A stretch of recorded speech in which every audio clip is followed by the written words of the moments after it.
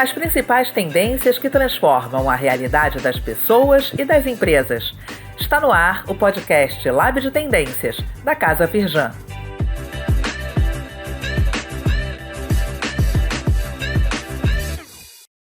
Fala pessoal, bem-vindas e bem-vindos a mais um episódio do podcast Lab de Tendências da Casa Firjan. Eu sou Yuri Campos e hoje a gente vai falar sobre como a Farm, uma empresa de moda nascida aqui no Rio de Janeiro, tem se reestruturado com diversas iniciativas voltadas para sustentabilidade e impacto social. E por que esses pilares são tão estratégicos para essa marca de sucesso global? A essa altura, você provavelmente já ouviu falar muito sobre ESG, que diz respeito à responsabilidade ambiental, social e de governança por parte das empresas, uma sigla que tem pautado o mercado em termos de investimento, acesso a crédito, consumo e até valor de marca. Mas sair dessa discussão, sair do discurso, não é fácil.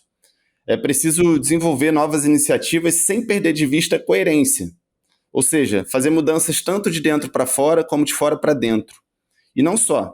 É preciso comunicar isso de forma honesta e transparente para todos os stakeholders, para todos os envolvidos com aquela marca, consumidores, investidores, colaboradores e por aí vai. E isso a Farm vem fazendo muito bem, inclusive com o seu relatório de sustentabilidade. A gente vai colocar o link desse relatório, assim como as referências que a gente for citando ao longo da nossa conversa, na sinopse desse episódio para quem quiser conferir depois. Lá estão detalhadas ações que vão desde a plantação de 1.000 árvores por dia, a cocriação de produtos com a comunidade indígena Yawanawá, ao Refarm Cria, que apoia projetos criativos em comunidades periféricas, passando por iniciativas voltadas para a economia circular. Entre outros esforços que renderam, inclusive, recentemente para a Farm, o certificado de empresa B, que é um dos selos mais confiáveis e importantes no que diz respeito a causas socioambientais e ao ESG de modo geral.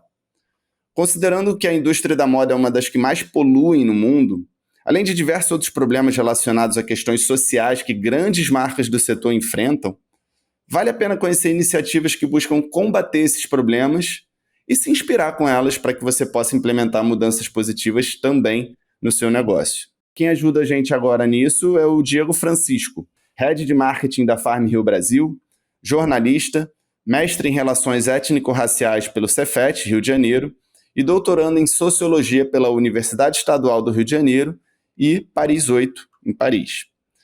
O Diego vai ser um dos convidados da 6ª edição do Festival Futuros Possíveis, que vai contar também com nomes como o Guido Tonelli, físico italiano e autor premiado de Tempo, O Sonho de Matar Cronos, Andy Hines, coordenador do curso de Estudos de Futuros da Universidade de Houston, a Clarice Pires, CEO da Sairama Psychedelic Science e fundadora da Nova GE Biotecnologia, entre diversos outros nomes que vão compor os 2 dias de festival.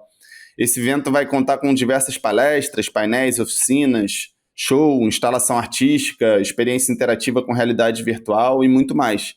Então, não deixe de acessar o link que está aqui na sinopse do episódio para conferir os detalhes da programação e não deixa também de seguir esse podcast na sua plataforma de áudio preferida e deixar aqui o seu like ou 5 estrelas se você estiver no Spotify, porque isso ajuda muito para que a gente possa se dedicar cada vez mais na produção dos episódios, beleza? Então, agora sim, voltando para o nosso papo. E aí, Diego, tudo bem? Cara, muito obrigado pela disponibilidade e bem-vindo ao Lab de Tendências. Tudo bem, muito bem, Yuri, e obrigado pelo convite, né? Para mim é um prazer e estou muito ansioso e com muita expectativa para a gente fazer esse papo ser um papo bem legal. Maravilha, Diego, obrigado. E quem me ajuda a conduzir essa conversa aqui com o Diego agora é a Natália Coelho, pesquisadora do Lab, especialista em moda e cultura e que alguns de vocês já devem conhecer do episódio número 26 sobre o mercado de roupas digitais e o futuro da moda. Episódio, aliás, que fez o maior sucesso e eu tenho certeza que dessa vez também não vai ser diferente. E aí, Nath, tudo bem? Ei, Yuri, oi, Diego. Muito bom estar aqui com vocês hoje para a gente trocar essa ideia. Tô animada. Boa, vamos embora. Então, Diego, eu queria, pedir para você contextualizar um pouquinho, assim, começar falando para talvez aí o 1% da nossa audiência que não conheça a Farm, se é que tem isso de pessoas que não conhecem. Dá uma breve contextualizada na história e no tamanho da empresa atualmente e também como que ela entrou nesse caminho de ações voltadas para sustentabilidade e impacto social.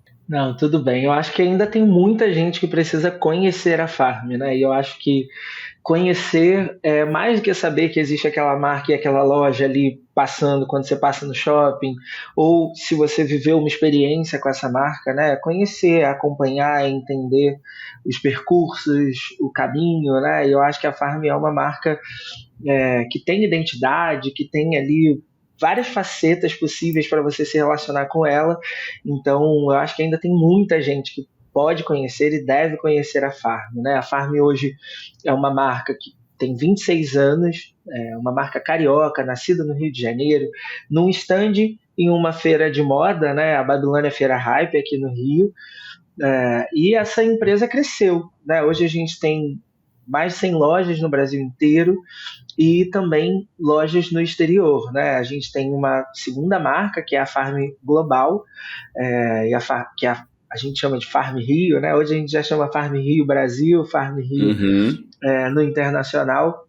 E essa marca não para de crescer. A gente tem cada vez mais, né, uma presença internacional em grandes lojas, né, que a gente chama, que são os grandes atacados, as grandes lojas de departamento internacionais no mundo inteiro, na Europa, nos Estados Unidos. A gente já começa a entrar um pouquinho ali também no Oriente Médio. Eu acho que a Farm é uma marca que tem um potencial gigantesco e ela é muito importante. Ela traz esse lugar de não há limites, né? E eu acho que isso é muito incrível quando você fala de um negócio, de uma empresa e mais ainda de uma marca de moda que consegue dialogar com diferentes públicos, com diferentes culturas, consegue gerar desejo, né? E eu acho que desejo que está nesse produto, que tem uma identidade, que tem a estampa, que tem a cor, né? Como os seus principais atributos. Uma marca que tem longevidade, então a gente está falando de uma marca que permanece ao longo de 26 anos e que continua trazendo propostas, continua sendo criativa, né? Que busca a inovação como forma de gerar desejo. Então, quando você olha para a Farm hoje, e aí a gente fala, né, as pessoas que ainda vão conhecer, né, a gente já tem ali uma passagem de geração, pessoas novas conhecendo essa marca e acessando, e ainda encontrando uma marca crocante, uma marca que ainda é atual, que ainda dialoga com diferentes públicos e também com essas diferentes gerações. Então é muito bacana fazer parte desse universo, né, porque não é só uma marca, é um mundo inteiro dentro de uma marca. E, cara, entrando aí em algumas ações que a gente viu recentemente que chamaram mais a nossa atenção, acho que tem um destaque aí para esse projeto em conjunto com a comunidade indígena Yawanawá. O próprio Refarm Cria também, né, de apoio a projetos periféricos, acho que chamou muito a nossa atenção. Isso são projetos relativamente recentes dentro da história da marca, né? Fala um pouquinho sobre esses dois, assim, só para a gente começar já se inspirando aí, depois a gente pegar o gancho com outras ações.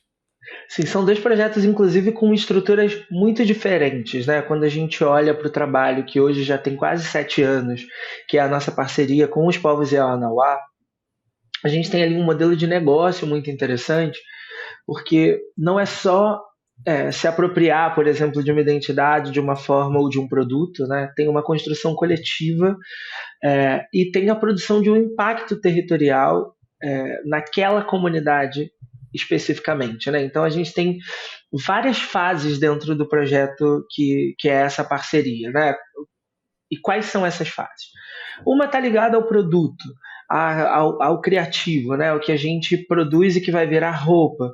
Então, muitas vezes, a gente nem está falando, né, do trabalho manual artesanal das miçangas, a gente está falando de uma inspiração, por exemplo, que vem ali dos haltes, né, que são produzidos, que são essas figuras, né, essa construção que vira pulseira, que para a Farm vira lapela da camisa, vira estampa completa, né? Então, assim, tem um processo de cocriação quando a gente fala com esse povo. Tem a segunda etapa, que é a organização de pedidos, porque a gente vende produtos que são inteiramente produzidos pelas artesãs Yawanawá. Então, os colares, brincos, pulseiras, né, que vêm diretamente desse trabalho com as miçangas que essas mulheres fazem. E durante todos esses anos, o que aconteceu? Né? Para além dos pedidos, a gente conseguiu, junto com a associação Yawanawá, que cuida, né, desse processo, a gente conseguiu estruturar todo um modelo de trabalho dentro daquela comunidade, ou seja, a gente tem um processo contínuo de geração de renda para essas mulheres Yawanawá. Isso gerou um impacto muito intenso e interessante também, porque você empodera as mulheres dessa cultura, né? Você trabalha com um processo que ele não é propriamente invasivo, ele é de auto-organização, ele é auto-organizativo e gera, né?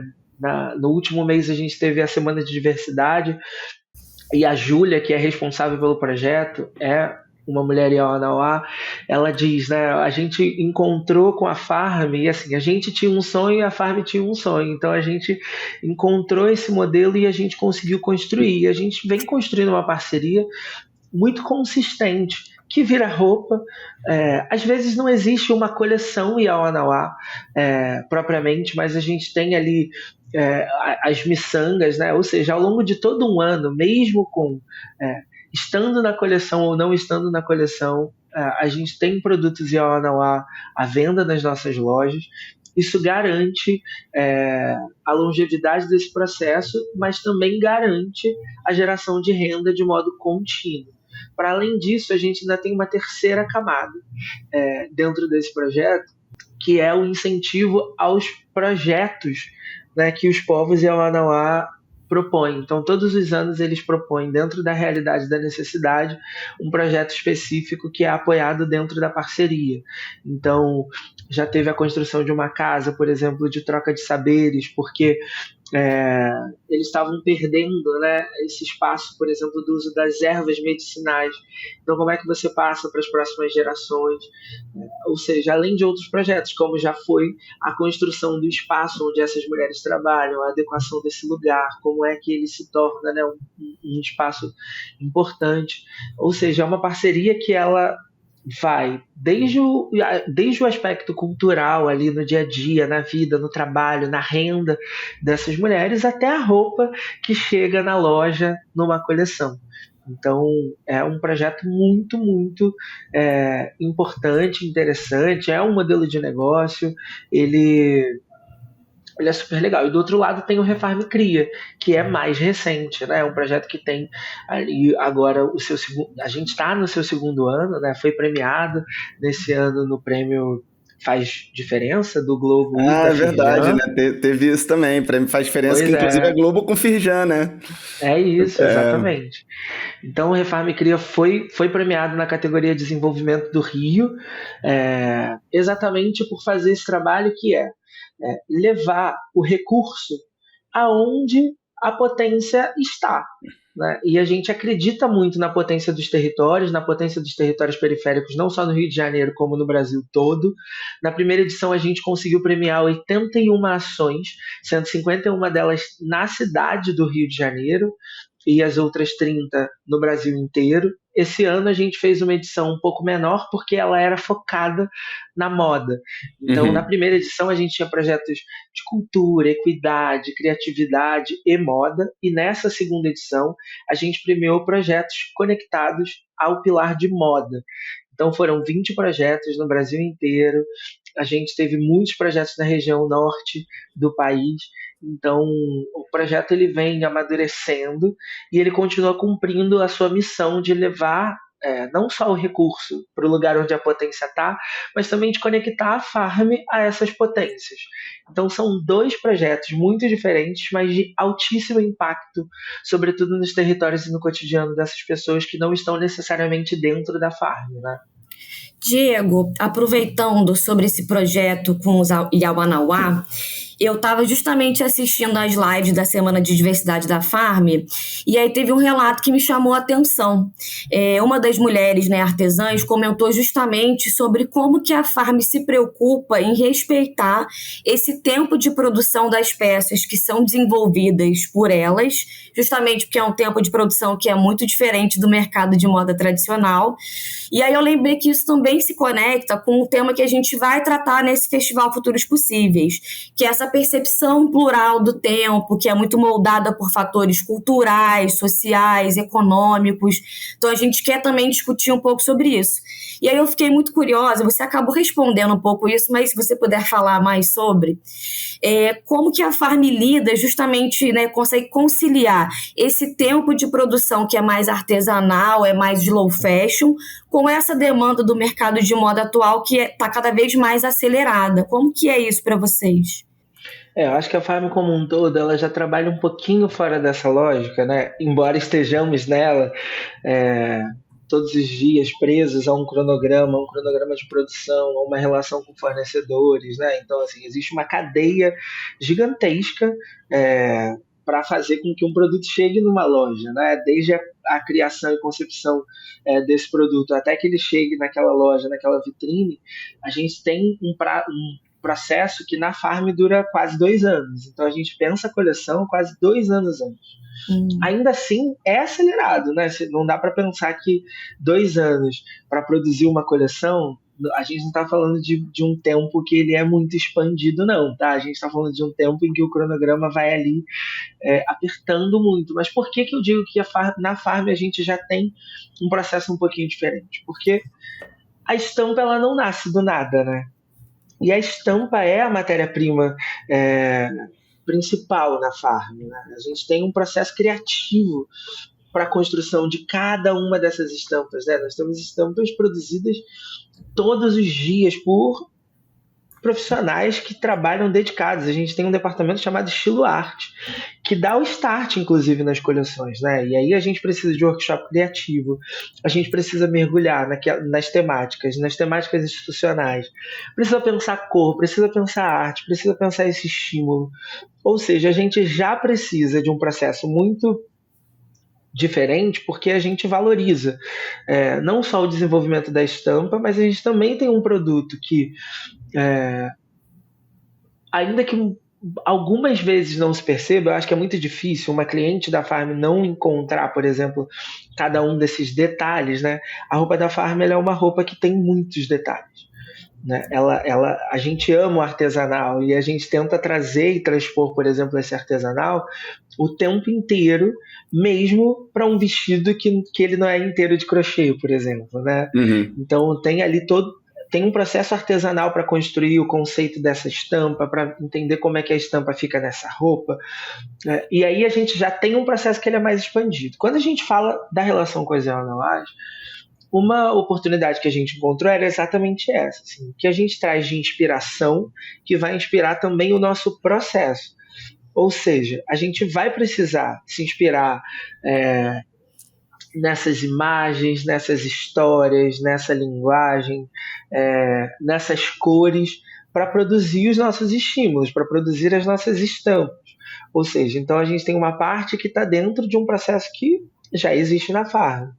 E tem os acabamentos, né? Então, muitas vezes a gente vai ter lá. Então, tem a ponteira que vai ter a miçanga e a Onawa, vai ter um barrado, você vai ter a lapela, você vai ter ali todo um cuidado de como essa miçanga ela também, ela vem para a roupa. E tem os acessórios. Então, a maior forma de garantir o respeito ao tempo, no caso do processo artesanal que as mulheres Ionawa produzem, né, e fazem, a gente também trazer para a linha de acessórios, porque a gente pode ter um tempo diferente, né? E aí os acessórios eles podem estar lá independentemente da presença Ionawa na coleção. Ou seja, é uma forma de ter sempre com a gente um produto ou a presença Ionawa dentro das nossas coleções. Perfeito. Vou aproveitar o gancho para fazer uma outra pergunta, já que a gente está falando de cultura. Olhando o relatório de vocês, a gente vai falar um pouco mais sobre isso, né, Yuri, do relatório de sustentabilidade da Farm, mas eu percebo que a cultura é um pilar muito importante para a empresa, especialmente a cultura popular brasileira. Nos últimos anos, especialmente, a gente viu de forma recorrente alguns casos de apropriação cultural indevida envolvendo marcas de moda internacionais internacionais, acho que até marcas nacionais também, acredito que a Farm deve ter experimentado um pouco disso, tiveram grande repercussão na mídia, nas redes sociais, e eu entendo que é um tema que é sensível, que tem a ver justamente com o S do ESG e também se conecta um pouco com a questão da reputação de marca para as empresas. Então, entendendo que é um tema sensível, queria saber um pouco como é que a Farm tem se preocupado com isso, em abordar essa questão da cultura. Queria que você falasse um pouco mais para a gente. Claro, com certeza. A cultura é verdadeiramente um dos nossos pilares na Farm, né? A gente, quando olha para a sustentabilidade, a gente pensa em gente, em circularidade, pensa na natureza e pensa na cultura. Porque a cultura é o que a gente faz todos os dias, né? Não só a Farm, mas o que a gente vive, são as nossas expressões. A gente já deve ter ouvido por aí que a cultura ela é identidade, né? E essa marca ela é identificada como uma marca nascida no Rio de Janeiro, ou seja, ela é uma marca carioca, ela tem identidade, ela assume isso, mas ela também é uma marca brasileira, né? E cada vez mais a gente vem se esforçando não só para contar as histórias, né, de modo distante, como um observador, um turista, alguém que viu, um pesquisador, né, que às vezes só tem aquele tempo de vivenciar, mas cada vez mais a gente vem produzindo um ambiente interno, um ambiente da cocriação e da construção, um ambiente em que os representantes dessas culturas inúmeras, né, estejam presentes nela. A apropriação cultural, e aí eu vou puxar a cartinha do sociólogo aqui, né? A apropriação cultural ela é um conceito em debate, né? Como são os conceitos, e existe uma questão de tempo, né?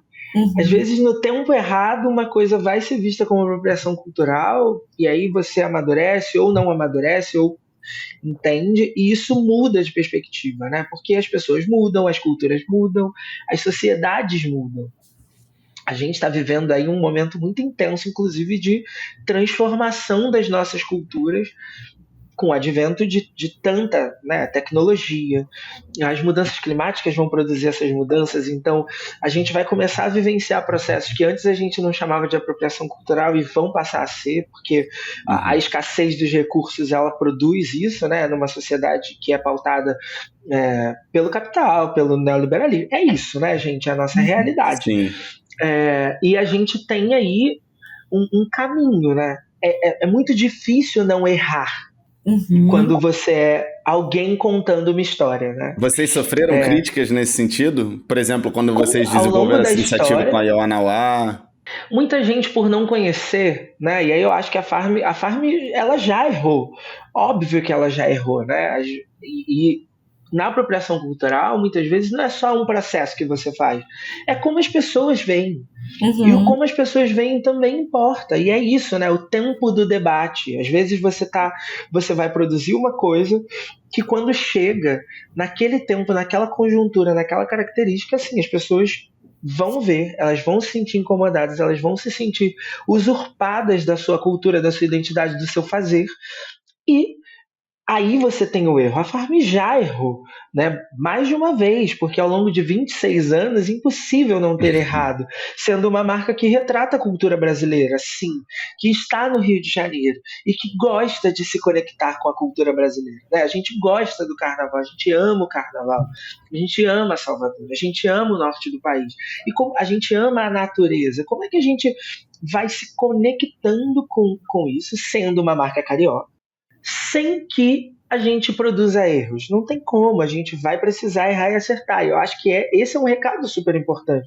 Você erra e acerta, mas o erro produz amadurecimento. E a gente precisa construir estratégias. Sendo uma marca que trabalha tanto com a cultura, que olha para isso com zelo, que se entende, né? E agora num contexto de expansão internacional, né? Nós continuamos sendo uma marca brasileira, nós somos uma marca brasileira lá fora, né? Então, assim, o cuidado de a gente não oferecer um estereótipo de Brasil, um cuidado de a gente não oferecer uma história que as pessoas não consigam se aprofundar, e aí tem muito isso. Por exemplo, na relação com o Zé Anauá, o primeiro contato, né? Existe um contato de muita desconfiança. As pessoas querem saber como é que vocês fazem esse trabalho, né? Como é que o que vocês entregam em contrapartida para essa população? E nem todo mundo vai acessar um relatório de sustentabilidade, nem todo mundo vai entrar na página da Farm. As pessoas veem uma coleção, veem a roupa, veem alguém vestido, o que também muda muita coisa, né? Então, assim, quem veste essa roupa pode gerar ruído. Sendo que uma vez que é a roupa está nas pessoas e está para o mundo, né? Então a gente vai construindo mecanismos, ou seja, ter uma equipe mais plural, ter mais gente de todos os lugares do Brasil faz diferença. Poupa dos erros? Não poupa dos erros. Tem muita gente que diz assim, você tem que ter uma equipe diversa para não errar. Não é para isso. É para que a gente possa criar com um pouquinho mais de assertividade, para que a gente tenha uma colaboração que ela dá os cheques certos e ainda assim você não está salvo de errar.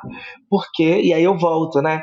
A conjuntura importa, quem investe importa, o momento importa, quem vê importa, né? É muito desafiador, né, cara? É até o que eu tava falando no início, assim, você tem que ter a coerência para você fazer as coisas que, né, que estejam adequadas com o que você faz também das portas para dentro.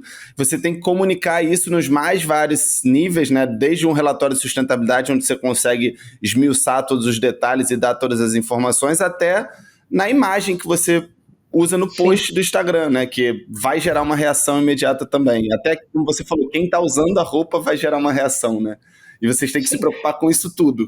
Você tem que se preocupar com tudo isso, ao mesmo tempo que você também tem que entender que você não consegue controlar tudo isso. Sim. Né? E eu acho que esse é um lugar de maturidade. O que a gente não pode é falar assim, critiquem, né?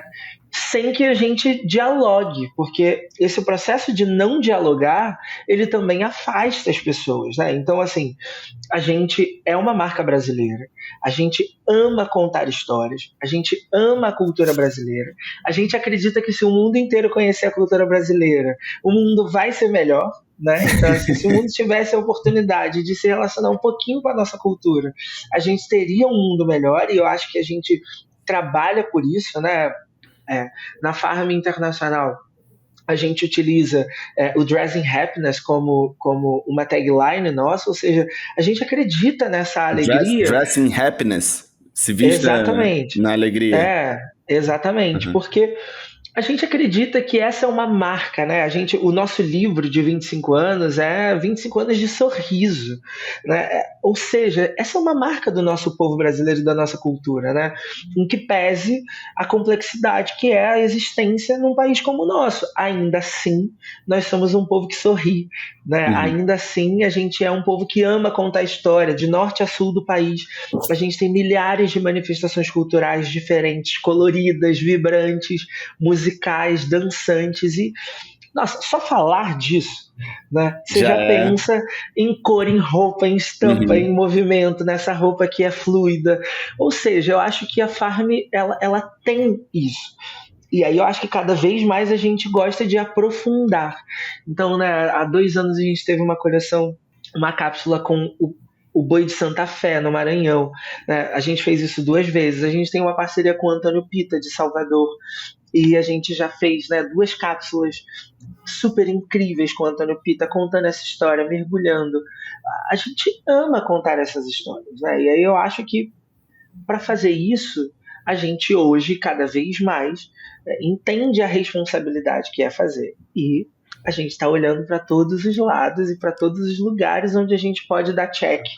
Né? O que está dentro do nosso espaço, a gente vem tentando fazer. Como é que a gente traz o criativo, quem produz com a gente, quem participa de um workshop criativo, por exemplo, do estilo arte.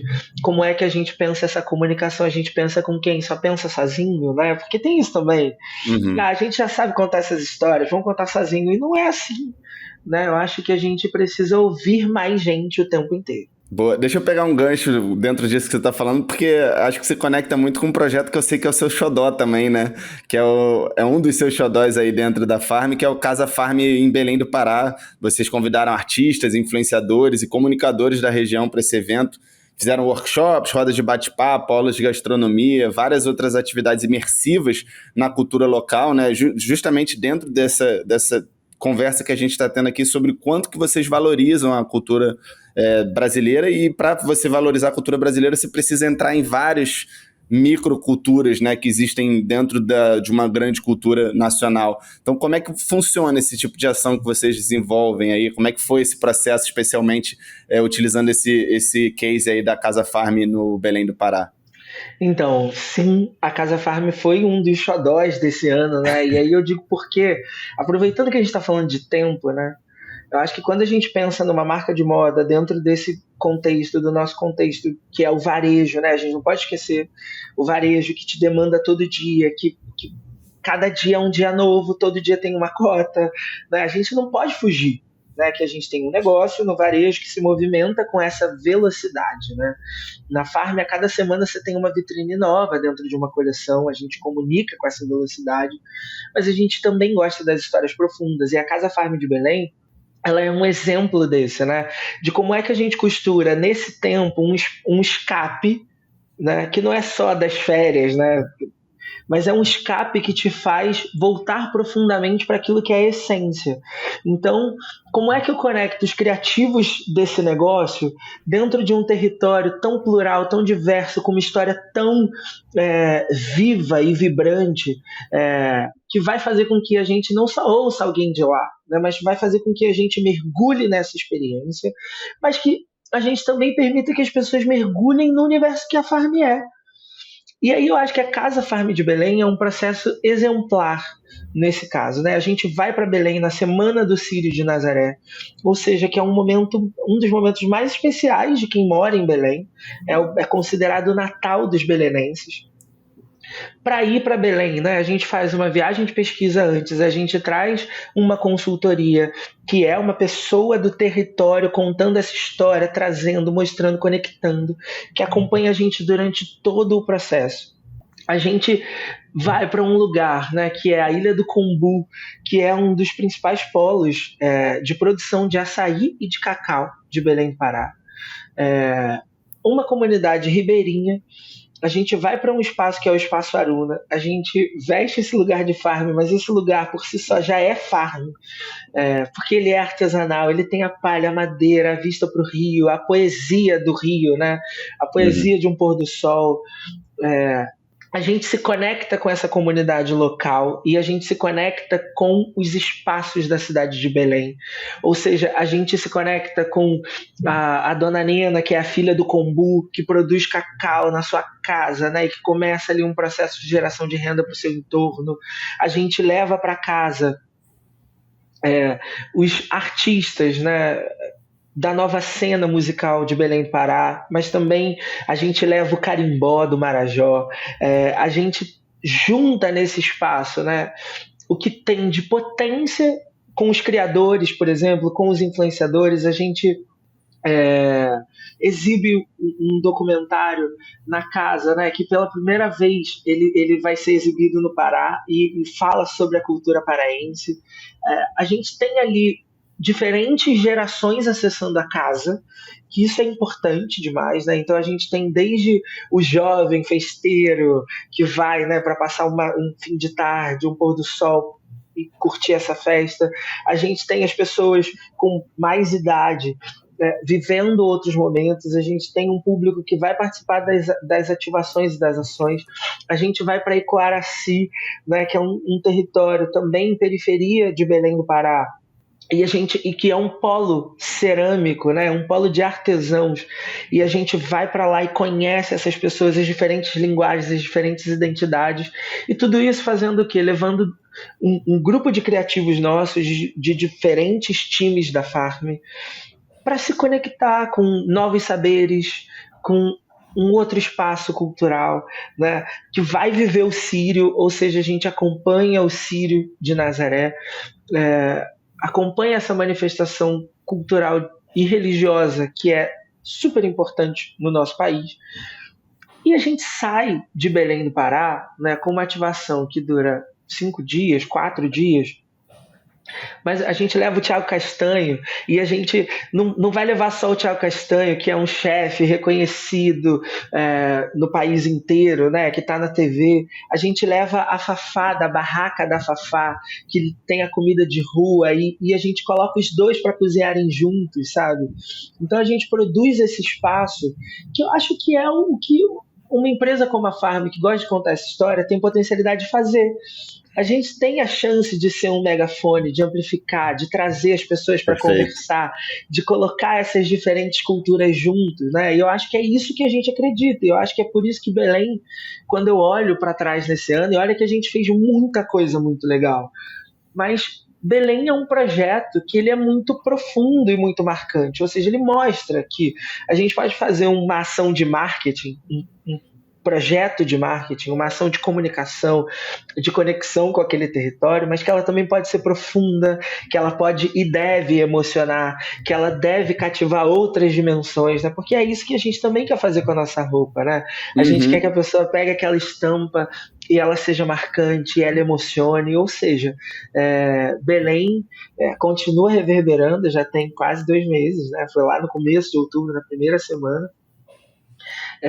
mas continua reverberando, porque vocês imaginam o que é esse movimento, por exemplo, para o território?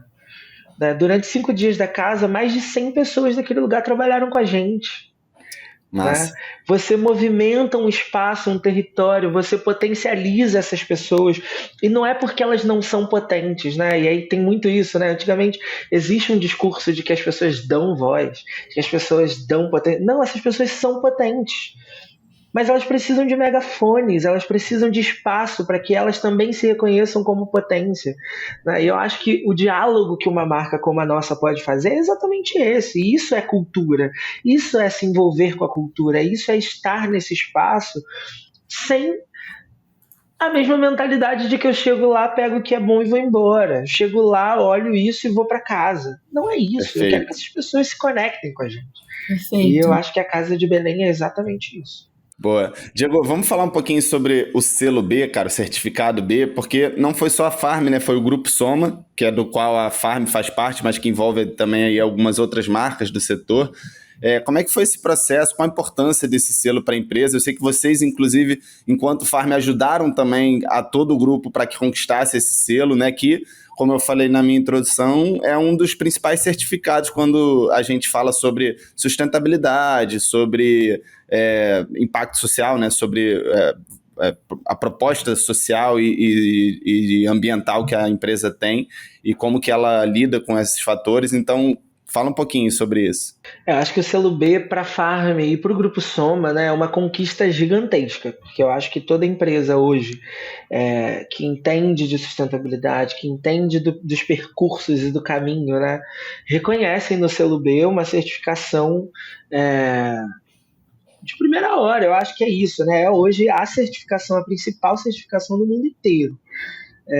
Para a Farm tem um gosto, né? E aí para a Farm, porque eu vou falar da Farm, e eu sei o peso e o prazer que é o grupo ser certificado inteiro, né? Porque é um mega trabalho, são 15 marcas diferentes, com processos diferentes, processos criativos, né? Matéria-prima diferentes, identidades e linguagens diferentes. Mas para a Farm, o selo B, essa conquista ela é muito importante porque o selo B balizou a nossa transformação, né? Então, há 6 anos, quando a Head de Marketing, a Tassiana Abreu, a Head de Marketing anterior da Farm chegou, foi o questionário do selo B... Ela já esteve lá na casa também. Foi o questionário do selo B que foi o guia, né, para a nossa transformação.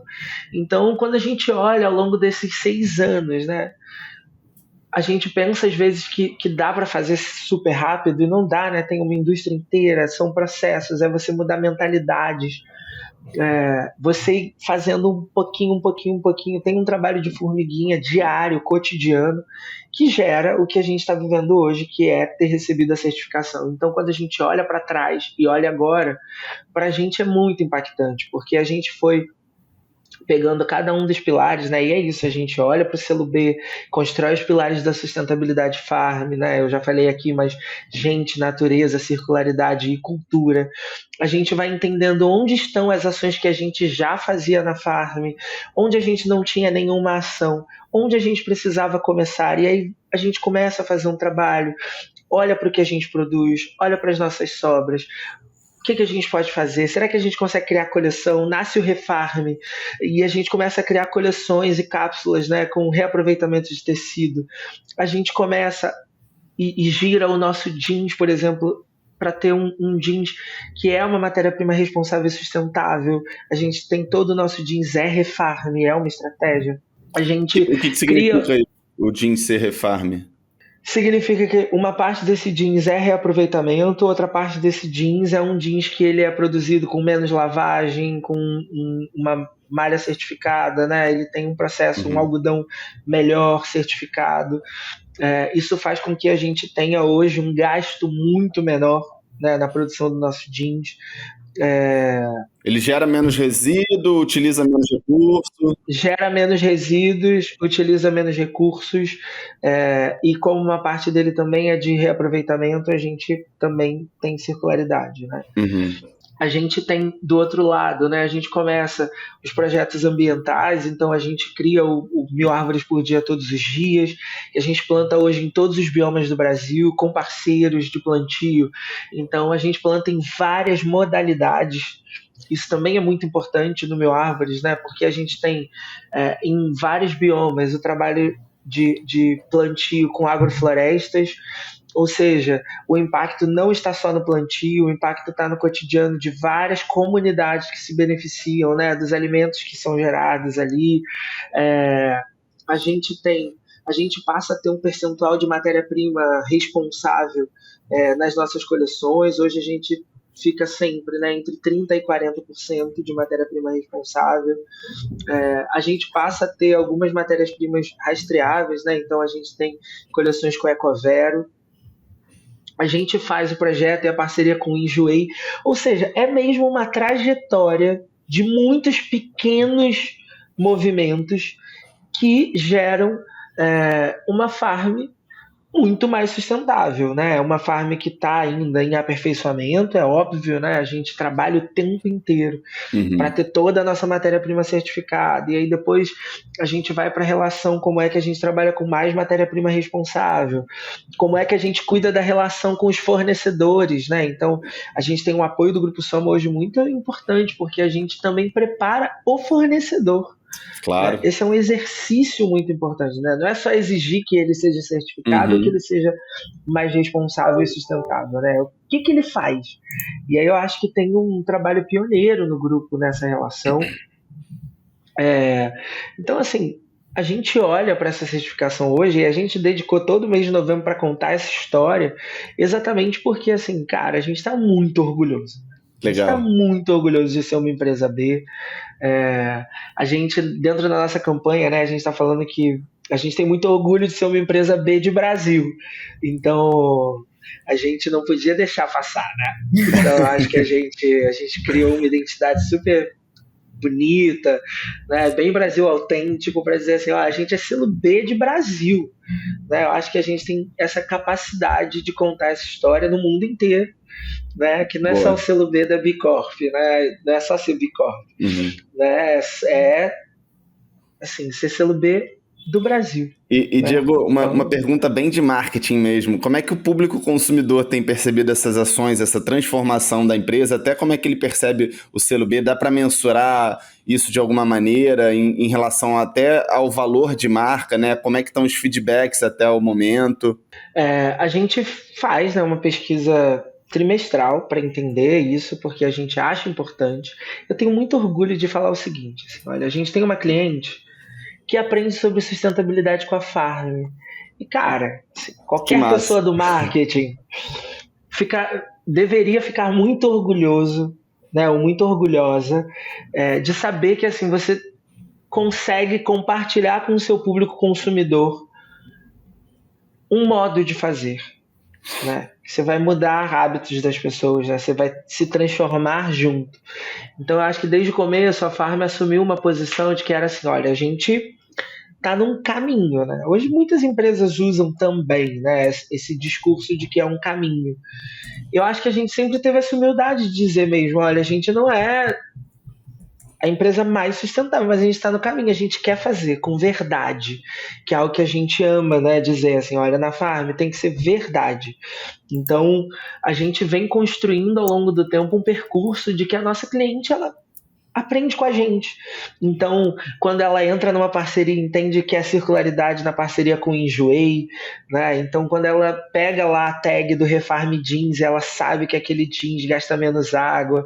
Quando ela recebe na caixa a semente do Meu Árvores por Dia, ela sabe que a gente está reflorestando junto. E é isso, né? Ela vai reconhecer quando a gente faz uma capa do jornal e diz, olha, a gente plantou 1 milhão de árvores, sabe?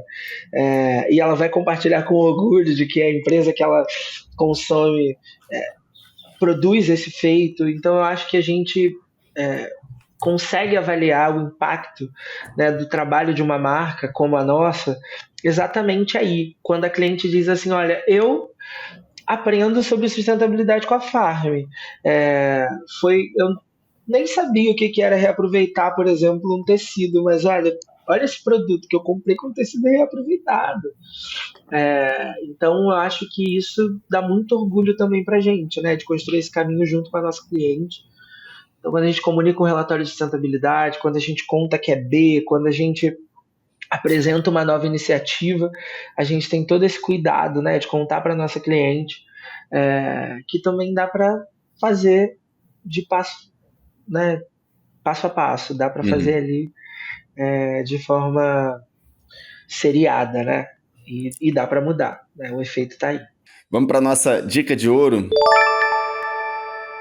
E aí, Diego, eu queria te agradecer demais, cara, parabenizar também aí por todo esse trabalho que você vem desenvolvendo na Farm, muito bacana de acompanhar. Eu e Nath, né, a gente se debruçou um pouco aí sobre o relatório de sustentabilidade de vocês, muito interessante. E ouvir de você agora, né, essas conexões que você faz também, acho que deu uns insights muito bacanas. Então, agradecer e pedir para você fazer aí suas considerações finais e dar também uma dica de conteúdo para quem está ouvindo a gente. Alguma coisa que você esteja lendo, vendo ou ouvindo, ou que você tenha lido, visto ou ouvido sobre esse tema assim, que a gente está conversando, que você acha legal de compartilhar com a nossa audiência. Claro, né? Eu queria primeiro agradecer a oportunidade de contar tudo isso aqui, né? Eu acho que a gente sempre fica feliz de falar das coisas legais que a gente está fazendo, né? Eu acho que não só como empresa Farm, mas também pessoalmente como head de marketing hoje, como Diego, uma pessoa que tem orgulho de produzir também, né, esses efeitos e ser parte de um time inteiro que trabalha todo dia para fazer essa entrega, né, do começo ao final, desde a concepção do produto até a comunicação dele. Então, muito obrigado, foi um prazer enorme estar aqui.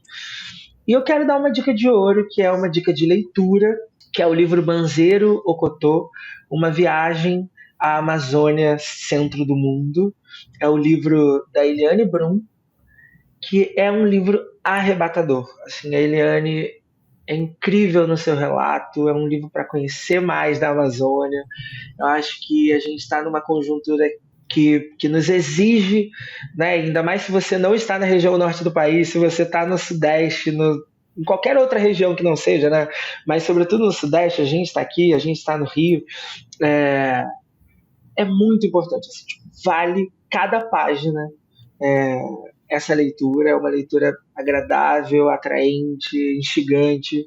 Eu acho que vale para a gente se descentrar dos nossos mundos também. Então, é o livro da Eliane Brum, Banzeiro Ocotô. Que legal, não conhecia, eu já botei aqui, Banzeiro Ocotô, vai estar, lembrando aí, pessoal, vai estar num link aqui na sinopse do episódio, né, com todas as referências aí que a gente citou na conversa. Foi ótimo, adorei saber das novidades aí da Farm, a gente segue acompanhando também, né, sempre a empresa, né, nas redes sociais, enfim.